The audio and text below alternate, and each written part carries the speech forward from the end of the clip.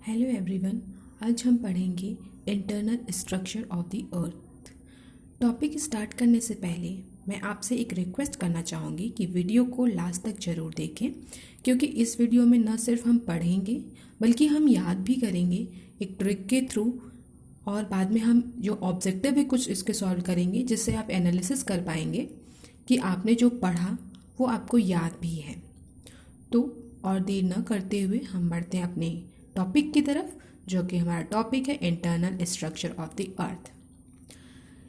अर्थ interior की जब हम स्टडी करते हैं तो उसे कहते हैं जियोलॉजी, और वही जब हम अर्थ सरफेस के ऊपर की जो जब स्टडी करते हैं, जो भी इसके ऊपर रिलीफ फीचर्स होते हैं, जैसे कि माउंटेन्स हो गए, हमारे प्लेन हो गया और प्लेट्यूज हो गए, रिवर्स हो गए, इन सब की जब हम स्टडी करते हैं तो उसको कहलाता है क्या, जियोग्राफी। मतलब ऐसे सिंपली हम कह सकते हैं कि जो हमारा अर्थ है, ये हमारा अर्थ है, इसके ऊपर की जब स्टडी करते हैं तो उसको जियोग्राफी कहते हैं, और इसके नीचे जब स्टडी करते हैं तो उसको कहते हैं जियोलॉजी। ठीक है। अब हमारा जो अर्थ है ये 3 जोन में बटा हुआ है। जो हमारा इंटीरियर ऑफ द अर्थ है, इसको स्टडी के बेसिस पे जो है 3 जोन में बांटा गया है, और इसकी प्रॉपर्टीज़ के बेसिस पे भी ये 3 जोन में बटा हुआ तभी। और फिर ये है जो हमारा पहला जोन है, वो उसको क्रस्ट कहते हैं, दूसरा जोन है वो उसको मेंटल कहते हैं, और तीसरा जो जोन है उसको कोर कहते हैं। पहला जो जोन है, जो अर्थ सरफेस के ऊपर से थोड़ा नीचे तक जाते हैं तो वो क्रस्ट कहलाता है। उसके अंदर जब और जाएंगे तो वो मेंटल, और उसके अंदर और जाएंगे तो वो कोर कहलाता है। अब हम उस देखते हैं कि जो हमारा internal structure of the earth है, उसको इसकी स्टडी करने के लिए हमारे पास क्या क्या सोर्सेस हैं, हम किन किन सोर्सेस के थ्रू जो है इसकी स्टडी कर पाते हैं। तो हम देखते हैं कि हमारे पास कुछ सोर्सेस हैं, जैसे कि कुछ हमारे पास नेचुरल सोर्सेस हैं जिनके थ्रू हम जानते हैं, और कुछ आर्टिफिशियल सोर्सेस हैं। नेचुरल सोर्सेस में जैसे कि हमारा जो वॉल्केनिक इरप्शन होता है, उससे जो हमें लावा मिलता है, उसके थ्रू भी हम पता लगाते हैं इंटरनल स्ट्रक्चर के बारे में। और जो ये अर्थक्वेक वगैरह आते हैं तो उसमें जो सीस्मिक वेव्स होती हैं उनके थ्रू भी हम पता लगाते हैं। ठीक। और कुछ हमारे पास आर्टिफिशियल सोर्सेस हैं, जैसे आर्टिफिशियल सोर्सेस में हमारा आ जाता है क्या, टेम्परेचर हो गया, प्रेशर हो गया, डेंसिटी हो गया। हम देखते हैं कि जो है जब अनसाइड द अर्थ कि जब हम अर्थ के डेप्थ में जाते हैं तो टेम्परेचर है वो इंक्रीज़ करता है, प्रेशर भी इंक्रीज़ करता है, और डेंसिटी भी जैसे जैसे हम अंदर आते हैं तो हमारा ये जो है इंक्रीज़ करता है। अब हम जो है उसकी कुछ वर्टिकल स्टडी करते हैं, हम इसकी अर्थ के इंटरनल स्ट्रक्चर की कुछ वर्टिकल स्टडी करते हैं। जैसे कि ये जब हम जो है देखते हैं कि हमारे पास ये 3 जोन है, क्रस्ट, मेंटल और कोर। अब देखते हैं ये कहाँ से कितने डेप्थ तक क्रस्ट पाया जाता है, कितने डेप्थ तक में जो है मेंटल है, और कितने डेप्थ तक में जो है कोर है। तो हमने यहाँ पे देखा कि जो 0 से यानी अर्थ सरफेस से लेकर अगर 30 किलोमीटर की डेप्थ तक हम जाते हैं तो ये हमें मिलता है यहाँ तक क्रस्ट। हमें यहाँ तक क्या मिलता है, क्रस्ट। उसके नीचे जब 30 किलोमीटर से हम 2900 किलोमीटर की डेप्थ तक जाते हैं तो ये हमारा पूरा कहलाता है क्या, मेंटल।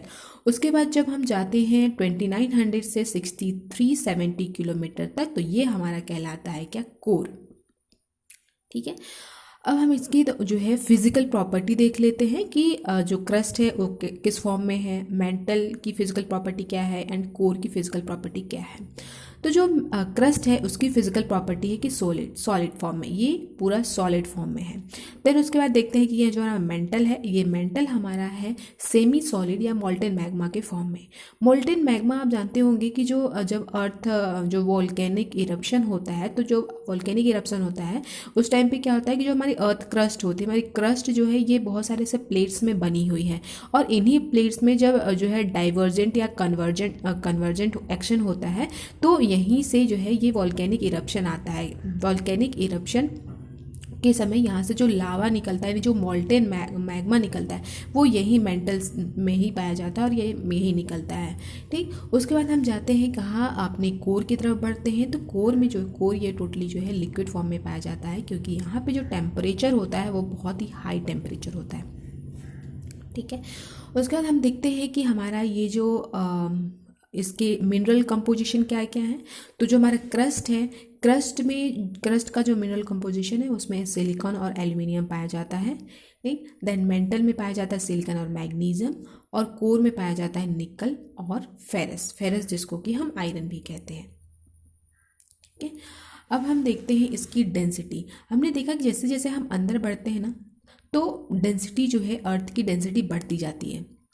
जैसे जो क्रस्ट की डेंसिटी है 2.7 ग्राम पर क्यूबिक सेंटीमीटर है, और जो मेंटल है उसके 3 to 5 ग्राम पर क्यूबिक सेंटीमीटर है, और 9 to 12 ग्राम पर क्यूबिक सेंटीमीटर जो हमारी ये कोर की डेंसिटी है। इस तरह से हम देखते हैं कि जो हमारी अर्थ की जो एवरेज डेंसिटी है वो 5.5 ग्राम पर क्यूबिक सेंटीमीटर है। ओके, देन हम देखते हैं कि जो अर्थ है हमारा, अर्थ जो है ये जो बहुत सारे जो जोन्स हैं, 3 जोन हैं, क्रस्ट है, तो क्रस्ट को देखते हैं कि हमारा अर्थ टोटल जो है उसके वॉल्यूम का कितना परसेंट ये कवर करता है। तो जो 0.5% कवर करता है crust of the volume of earth, और 83% जो कवर करता है ये मेटल करता है, और 16% जो volume of the earth cover करता है ये करता है जो हमारा कोर है।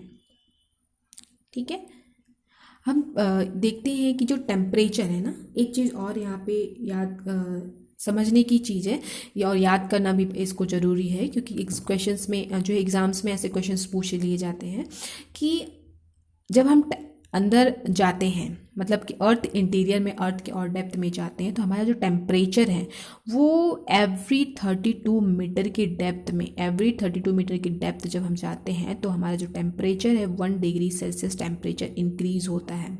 1 डिग्री सेल्सियस टेम्परेचर जो है इंक्रीज़ होता है एक 32 मीटर की हाइट तक। मतलब कि जैसे हम जीरो से यहाँ तक आए, जैसे हमने क्रस्ट को थोड़ा सा क्रॉस किया, तो यहाँ पे हमारा जो टेम्परेचर है 1 डिग्री सेल्सियस हमारा टेम्परेचर इंक्रीज़ हो जाता है। ठीक है, अब हम आगे बढ़ते हैं और देखते हैं कि जो हमारा अर्थ क्रस्ट है उसका क्या क्या कंपोजिशन, इसमें क्या क्या मिनरल्स, क्या क्या एलिमेंट पाए जाते हैं। तो यहाँ पे सबसे ज़्यादा ऑक्सीजन पाया जाता है, दूसरे नंबर पे सिलिकॉन, थर्ड है एल्यूमिनियम, फोर्थ नंबर पे पाया जाता है आयरन, फिफ्थ है calcium, sixth sodium, seventh potassium and eighth है मैग्नीशियम। ये आपको याद नहीं करना पड़ेगा, इसको हम एक ट्रिक के थ्रू, लास्ट में अभी एक ट्रिक के थ्रू इसको हम जो है पढ़ लेंगे। अब हम देखते हैं डिसकंटिन्यूटी।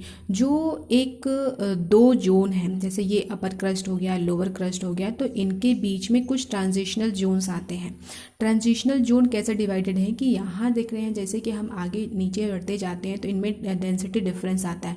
तो जो हमारा अपर क्रस्ट है उसकी डेंसिटी 2.8 है, जो हमारा लोअर क्रस्ट है उसकी डेंसिटी 3.0 है, जो अपर मेंटल है उसकी 4.3 है, लोअर मेंटल ऐसे 10.5 है, आउटर कोर का इतना है। तो इस तरह से डेंसिटी हमारी जो है हर एक लोअर में चेंज, हर एक जोन में जो है चेंज होती जा रही है, जिसके कारण यहाँ पे क्या आता है, एक जो है डिसकंटिन्यूटी अराइज होती है due to change in density. और ये डेंसिटी किस वजह से चेंज होती है, तो ये डेंसिटी चेंज होती है प्रेशर के कारण। ठीक, तो ये ट्रांजिशनल जोन होता है। उसी ट्रांजिशनल जोन को ही हम क्या कहते हैं, डिसकंटिन्यूटी कहते हैं। उसी ट्रांजिशनल जोन को हम क्या कहते हैं, डिसकंटिन्यूटी। ठीक है, तो अब हम देखते हैं कि जो अपर क्रस्ट और लोअर क्रस्ट है इनके बीच में कौन सी डिसकंटिन्यूटी पाई जाती है, तो यहाँ से ये पाई जाती है Conrad discontinuity. Conrad discontinuity. Lower crust और अपर मेंटल के बीच में मोहरोविसिक डिसकंटिन्यूटी, और जो upper mantle and lower mental है उसके बीच में पाई जाती है रेपेटिव डिसकंटिन्यूटी, और lower mental and outer core के बीच में पाई जाती है गुटनबर्ग डिसकंटिन्यूटी। ठीक है, क्योंकि यहाँ पे जो डेंसिटी ऐसे बढ़ती जाती है, तो यहाँ से क्लियर से हो रहा होगा कि यहाँ जो क्रस्ट है उसकी डेंसिटी 2.8 है, एंड यहाँ जो कोर है उसकी डेंसिटी 13.6 ग्राम पर क्यूबिक सेंटीमीटर है। ठीक है, अब हम बढ़ते हैं अपने कुछ ट्रिक्स के तरफ, जहाँ से हम चीज़ों को सिर्फ याद कर सकते हैं, उसको लंबे समय तक उसको याद करके रख सकते हैं। हम पहले इसी को याद करने की, मतलब देख लेते हैं इसी को ट्रिक के थ्रू कि कैसे हम जो है, एक जब हमारे पास ऑब्जेक्टिव क्वेश्चन आए एग्जाम में तो हम इसको कैसे देख के ही ये पता कर लें कि ये डिसकंटिन्यूटी किसके बीच में होती है, क्योंकि अभी तो याद रहता है, वो बाद में भूल जाता है। तो इसलिए हम इसको, हमारे पास जब ऑप्शन आए तो हम ऑप्शन को ही देखकर आंसर को पता लगा लें कि कौन सा आंसर है। तो जैसे हम यहाँ पे देख रहे हैं कि जो ये क्रस्ट है, क्रस्ट और क्रस्ट के बीच में, क्रस्ट और क्रस्ट के बीच में कौन सी डिसकंटिन्यूटी है, तो ये कोनराड डिसकंटिन्यूटी है। तो इसको हम ऐसे याद रख सकते हैं कि जो क्रस्ट और क्रस्ट के बीच में है ये कौन सी डिसकंटिन्यूटी है, कोनराड डिसकंटिन्यूटी। अब इसको थोड़ा सा आपको ये ध्यान रखना होगा, ये जो कोन है तो ये क्रस्ट में ही है, लड़की कोर में नहीं है।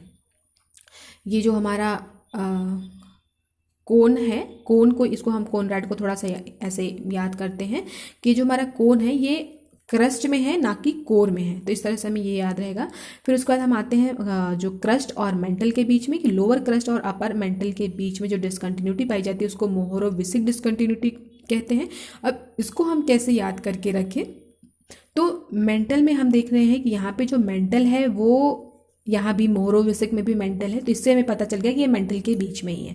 अब ये क्रस्ट के बीच में है कि कोर के बीच में है, तो हम यहाँ से देखते हैं कि जो मोहोरोविसिक डिसकंटिन्यूटी है इसके थ्रू हम जानेंगे कि ये जो अगर अपर मेंटल के बीच में है तो ये क्या होगा। अब यहाँ से हमने देखा कि अपर मेंटल के बीच में है, तो अपर मेंटल के बीच में है तो जाहिर सी बात है कि लोअर क्रस्ट जो है अपर क्रस्ट और लोअर क्रस्ट के बीच में है, तो इस तरीके से हम इसको याद कर सकते हैं। फिर उसके आते हैं कि जो अपर मेंटल और लोअर मेंटल, अपर मेंटल और लोअर मेंटल, यानी यहाँ पे मेंटल जो है क्या हो रहा है, रिपीट हो रहा है, ऐसे याद कर सकते हैं कि जो मेंटल है वो रिपीट हो रहा है, तो यहाँ से हमें ये भी याद हो जाएगा। देन लोअर मेंटल और आउटर कोर के बीच में ये गुटनबर्ग डिसकंटिन्यूटी है, तो इसको कैसे याद करें, तो ये जो हमारा मेंटल है, जो मेंटल ऐसे हम याद कर सकते हैं कि जो मेंटल लोग हैं और जो करोड़पति लोग हैं इन्होंने क्या बना के रखा है, एक गुट बना के रखा है, यानी कि जो मेंटल लोग हैं, मेंटल लोग और जो करोड़पति लोग हैं, कोर को ऐसे कह सकते हैं कि जो करोड़पति लोग हैं इन्होंने क्या बना के रखा है, एक गुट बना के रखा है, तो ये हो गया गुटनबर्ग डिसकंटिन्यूटी। अब आगे हम बढ़ते हैं अपने दूसरे ट्रिक की तरफ।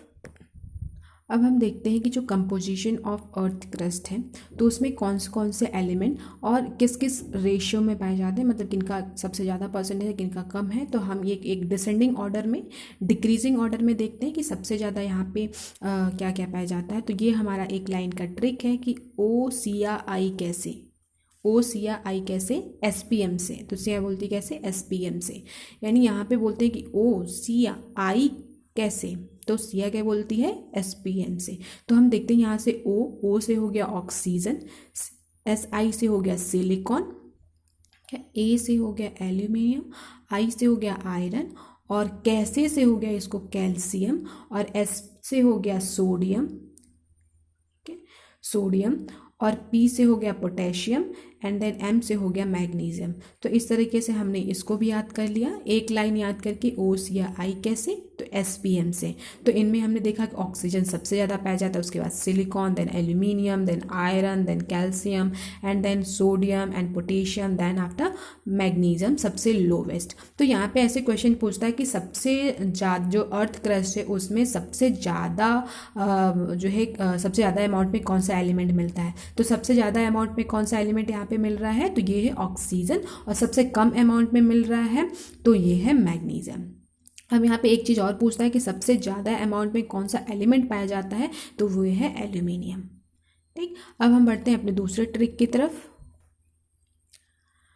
यहाँ जैसे हमें थोड़ा ये याद करने में प्रॉब्लम हो सकता है कि जो क्रस्ट है उसमें कौन सा मिनरल पाया जाता है, कौन सा मिनरल सबसे ज़्यादा पाया जाता है, और जो मेंटल है उसमें क्या है, और देन कोर है तो कोर में सबसे ज़्यादा कैसे पाया जाता है। तो इसको याद करने के लिए हम देखते हैं कि जो क्रस्ट है, क्रस्ट यानी जब हम अर्थ